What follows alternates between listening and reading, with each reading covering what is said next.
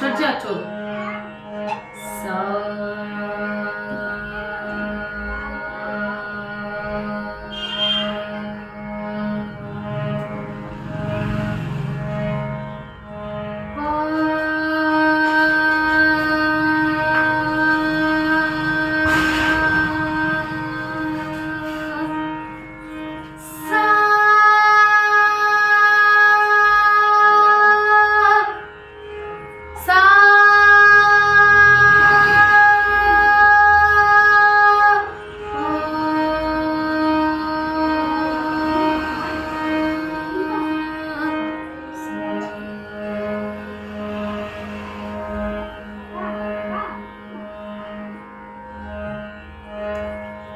ಆಲಾಪ.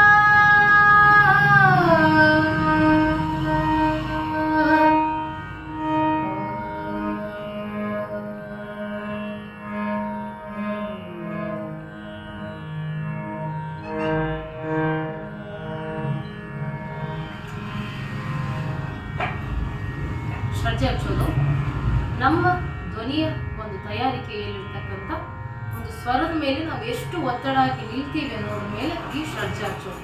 ಇದರಿಂದ ಸ್ವರಗಳ ಜ್ಞಾನ ತುಂಬ ನಮಗೆ ಸಿಗುತ್ತೆ ಮತ್ತು ಜ್ಞಾನ ಹೆಚ್ಚಾಗಿ ಸಿಗುತ್ತೆ. ಹಾಗಾಗಿ ಇದನ್ನು ಷಡ್ಜ ಹಚ್ಚೋದು, ಶ್ರುತಿ ಹಚ್ಚೋದು ಸಂಗೀತದ ಮೊದಲ ಪ್ರಾರ್ಥನೆ ಅಂತ ನಾವು ಹಿಂದೂಸ್ತಾನಿ ಶಾಸ್ತ್ರೀಯ ಸಂಗೀತದಲ್ಲಿ ಕರಿತೀವಿ. ಸಾ ಪ ಸ ಅಂದರೆ ಷಡ್ಜ ಅಂದರೆ ಮಂದ್ರ ಸಪ್ತಕ, ಸ ಪ ಅಂದರೆ ಮಧ್ಯಮ ಸಪ್ತಕ, ಮಧ್ಯದಲ್ಲಿರ್ತಕ್ಕಂಥ ಮ ಸ್ವರ.